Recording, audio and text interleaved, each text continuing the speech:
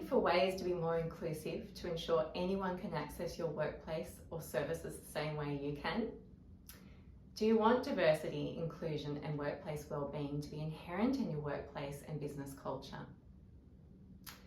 People who have experienced trauma in their lives can often be excluded from accessing the community and services in ways that are less understood. What are some examples of exclusion? That's a really good question. So one example is false truisms. It's easy to believe we are doing everything we can to include everyone, but there are many truisms or truths that we're not aware of unless we directly experience them ourselves. Often people around you may appear on the surface as fine. They present well, they're articulate. We as humans make assumptions about people, not really knowing what's beneath the surface.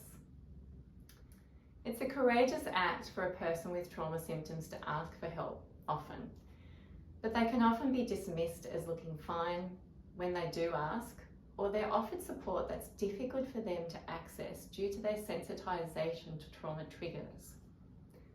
A person may come across as very articulate and composed, but this doesn't mean they don't have days where they can't move or not avoid help for fear of abuse or being let down. Therefore, much needed support is often not received. Various triggers in the environment can lead to a trauma response. A lot of people with trauma experiences will have experienced mistrust and abuse. Their behaviour can often be perceived as aggressive. Certain words, perceived dishonesty, raised voices, a strong scent, closed doors, loud noises, a few of many things that can trigger a trauma response.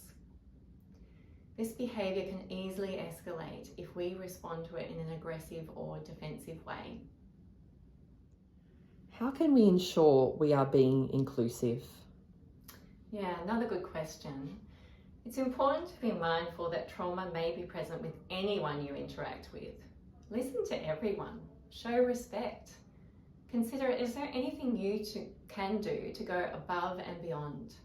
These simple acts can make all the difference to someone who has experienced trauma. Show respect for someone's courage in asking for help. You may not realise how hard it was for them to ask in the first place. Within your workplace, think about what else you can do for someone if they've asked for help with a particular query. If you're not the right person to help them, how can you assist them to find the right person so they're not going around in circles? Closed doors are not a solution. Repeated closed doors can lead to someone to fall into unhealthy ways of coping and to withdraw. Honesty is important. Be honest. Give a truthful explanation if something hasn't gone to plan. Follow through on what you said you would do, and if you can't, acknowledge it and explain why. If someone's behaviour is aggressive, remain calm and try not to be defensive. If you haven't taken their behaviour personally, it could also be viewed that this person may just be difficult. Often people are mislabelled as being difficult. However, sometimes there are other things that are triggering a person's behaviour.